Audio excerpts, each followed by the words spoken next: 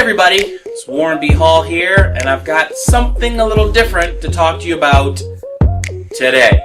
I was going to try to make it cool, try to be inventive, maybe have explosions come up when I told you. No, we're not going to do that. Last Saturday, I got engaged. I'm engaged. You guys know Brooke? We're engaged. Now you know it's out there, because you know it's not official unless Facebook says it's so. So how did it happen? Let me tell you the story. I'll make it short yet complete. Maybe 4 years ago, I met her at a club in Kalamazoo, Michigan, which I didn't even think was a real place, because when I was a kid, when we were in trouble, my mom would say, "Boy, I will knock you to Kalamazoo." So I thought it didn't exist. So it's a real place. I'm doing a show there, and Brooke's in the audience, and she's looking cute, and I made little jokes at her. And then after the show, I left immediately. So I come back because I forgot my headphones. And the other comedian says, "Oh, I'm glad you came back because that girl keeps asking about you every 5 minutes." And I'm like, "What girl?" Right? And there's Brooke, looking all Brooke-defied. So I go over, and I was trying to be cool, so I give her my best George Jefferson walk, right? "Shut up, Wheezy," my best George. So I go over, and even though I did that, she still was attracted.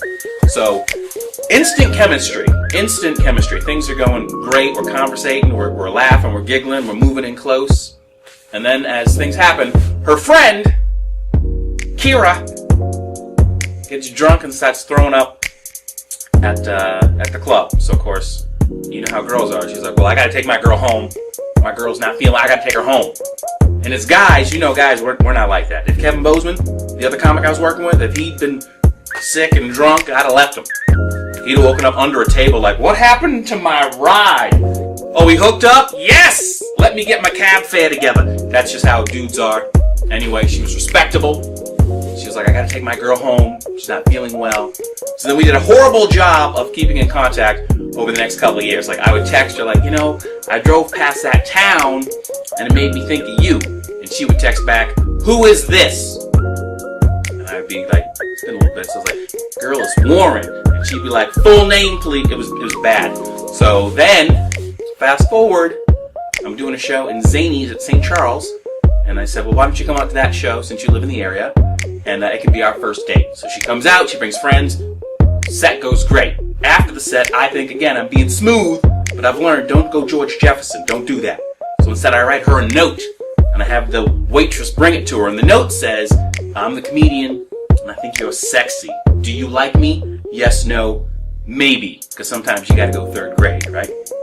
So I hand it to the waitress. Waitress gives it to a girl at the wrong table, right? Some chick with a big dude with her. And of course she's reading it like, "Who? Well, he's kind of hot, but why would you?" So of course the waitress snatches it back and says, "I'm sorry, wrong table." Brings it to Brooke. Brooke reads it and she checks, "Yes, I like you, and come sit with me." And I'm like, "I can't, you're too close. And as a comic, I can't sit that close. We have boundaries." So she sat in the back with me, and again we conversated, laughed, everything was great. Fast forward through time. When it was time for us to become boyfriend, girlfriend, Brooke actually asked me. She said, "I want you to be my boyfriend." Right? So then when it was time to move in together, Brooke again was like, "You know what? I want you to move in with me." So then, when we talk about the next step in the future, I say to her, "Well, the way things are going, I guess you should be the one to get down on one knee and propose to me." Ha ha ha.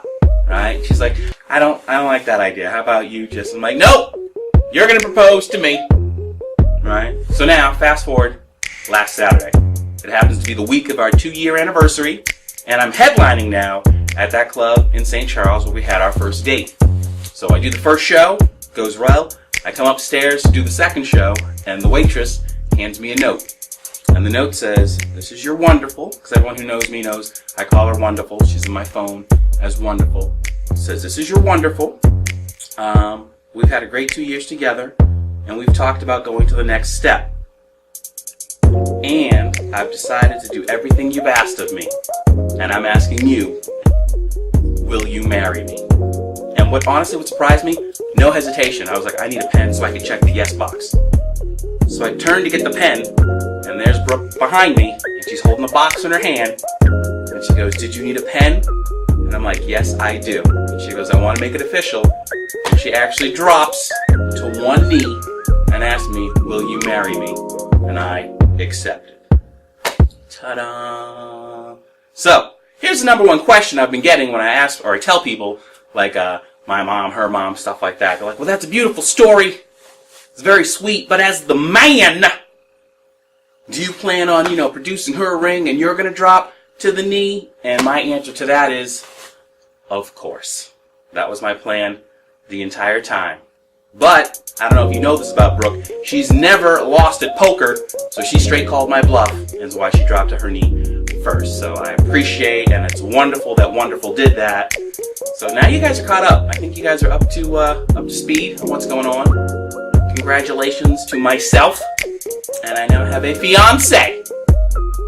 Thank you for taking the however long this took to say. Thank you for listening.